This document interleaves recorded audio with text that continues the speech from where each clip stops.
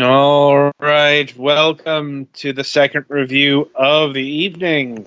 Up this time, Dark Quest 3, a roguelike tabletop that mixes card-based exploration with turn-based combat. Create your party, draw adventure cards, roll dice, and fight monsters to defeat the sorcerer and his magic. Heed my warning well, friends. A new evil has risen in the east. A power-hungry sorcerer of chaos magic is laying siege to the realm. This is why I called you here. You are heroes, one and all, and without you, all hope is lost. You will face untold challenges you may not survive, and old alliances will need to be rebuilt to stand a chance. I will guide you as best I can, but the rest is up to you. A message from the Elder. Like, right. So we were given a PlayStation 4 code, which is kind of amazing in 2023. So over to Petty for the details on this thing. So do you like D&D? Because this is basically running like one shot kind of D&D roguelike-ish campaign.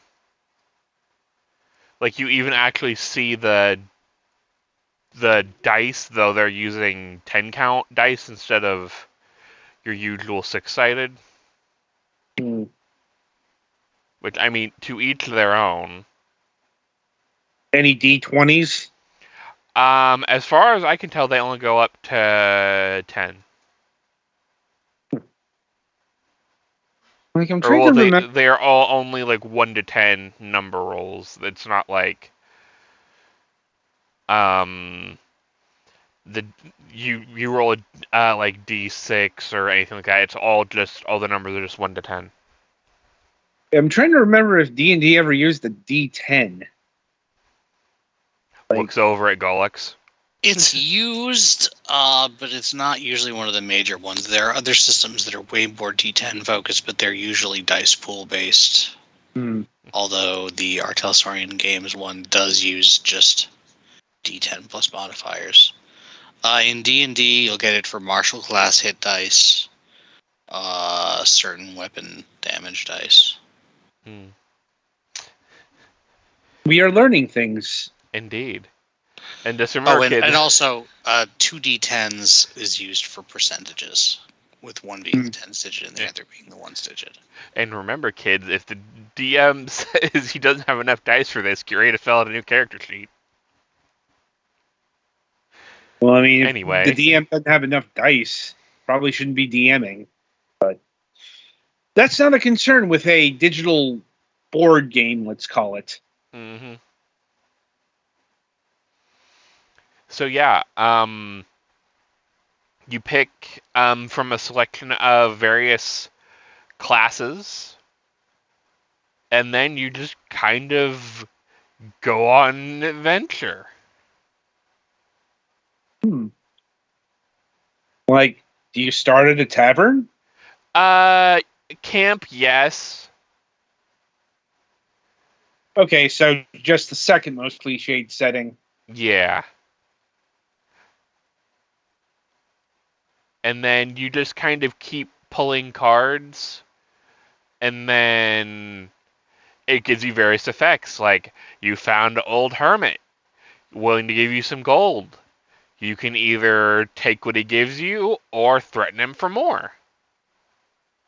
I just came across an ambush, so it's time to go to combat. The combat is very SRPG-like, which, again, source material. I can see the connection. Mm-hmm. And then... I see we're using foam miniatures here as well. Yeah, those are actually what you've been... You can kind of see them on the travel screen. And then, like, every turn... I don't know what triggers it switching between whether it's your turn or your enemy's turn to move. But You basically keep going till everyone dies, be they your guys or the enemies. In the tradition of roguelikes. Mm-hmm. Now, is it a roguelike or a roguelite? I think it's light because you can get this crystal currency that you can use for permanent modifiers. Yeah, that's a roguelite. No. I wish we had a better distinction for these things than, two words that sound remarkably like each other. But here we are. Mm-hmm. And then on your travels, you can get various cards. Like there is, like I just put a robe on my wizard. There are healing potions. So in case, shit goes south. There is potions of strength, which I believe actually increase defense in this game. You get rerolls. Each of you get runes. Um, each of your allies have attack cards, which are like their special abilities.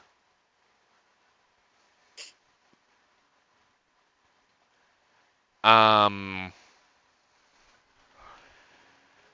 and yeah, it's honestly just like a one-shot D&D campaign that you play single player. Music's alright. The models look pretty good. All things considered, I have seen far worse.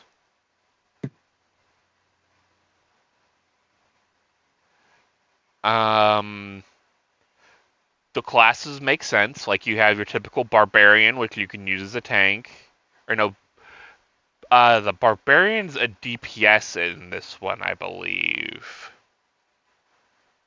Yeah, they're a lifesteal DPS. I think that's a marauder who I have with me, who's basically being used as my tank.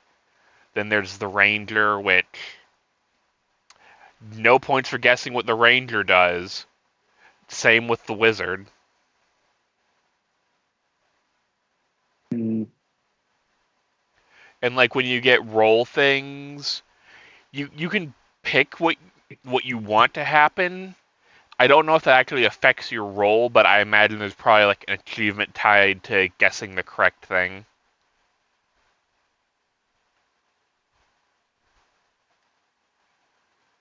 But I mean, if you're playing this on something without achievements, then I'm not sure if this might be on the Nintendo Switch. I would honestly be shocked if it wasn't, because this definitely seems like more like a Switch or mobile game that you could just oh hey, I got an hour to kill. Let me do a D&D run. Yeah, Dark Quest 3 is on Nintendo Switch. Cool. And even Xbox. And even on Xbox, which is kind of rare for a indie game these days. Anyway. And yeah, it's a game. Like it's neutral, honestly. Like this isn't purposely my jam. Like I imagine Golux would be far more into this than I would be, just because he has a background in D&D. Right. It's just we got a PlayStation 4 code, so Right. you by default get it. Yep.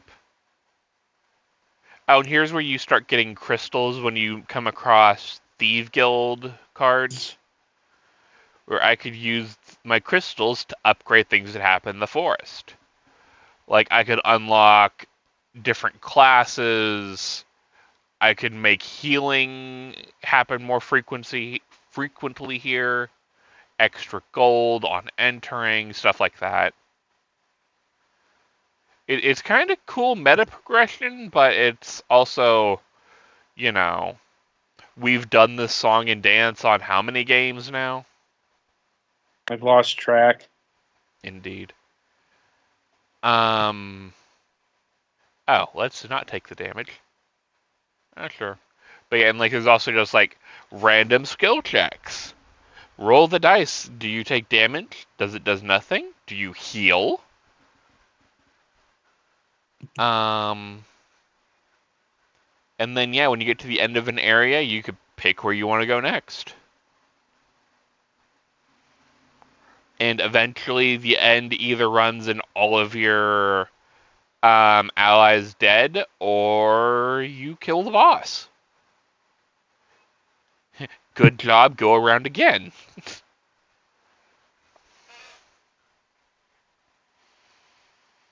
So any questions, comments? Nope.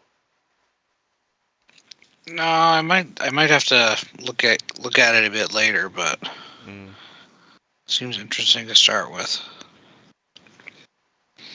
Yeah, and then you can use the archer. I have the split shot ability, so I can select 3 targets and fire 3 arrows.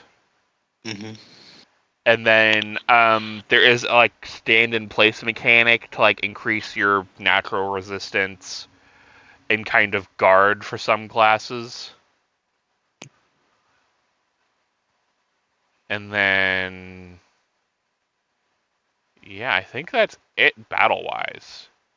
My barbarian dude here can counterattack. So that's cool. I don't remember if it's a barbarian or berserker. Homie can hit people when he gets hit. Mm-hmm. Yeah, the role for those is kind of in between tank and DPS usually. They usually want to get aggro, but they don't. Yeah. I don't think they're the more about the enemies dealing here than taking. I think. Yeah. I don't think the enemies here care about aggro at all. They'll just kind of go hit whatever they want. So it's not really a true tanking as much as I can go hit it really hard.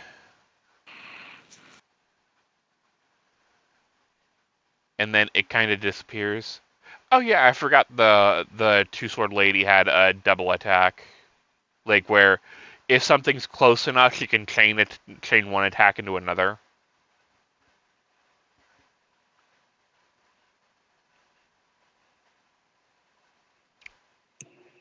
But yeah, anything else?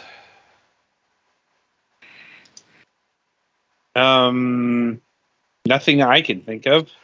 So I guess we're going to price? Yep. I get. So you've already forgotten, but it's $18.99. It's called building tension for the audience, dude. But yeah, that.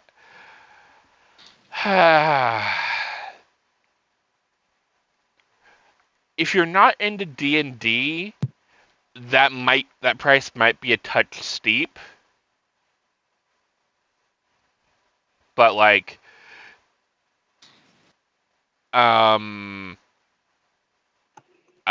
oh right, yeah, never mind.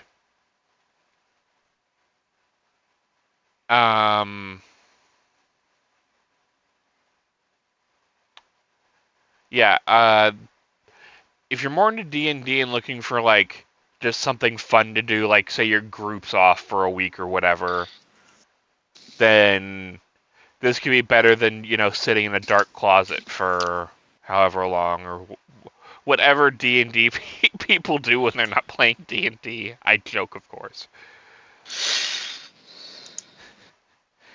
All right, so I think I'm done with this one unless there are any more comments. Nope.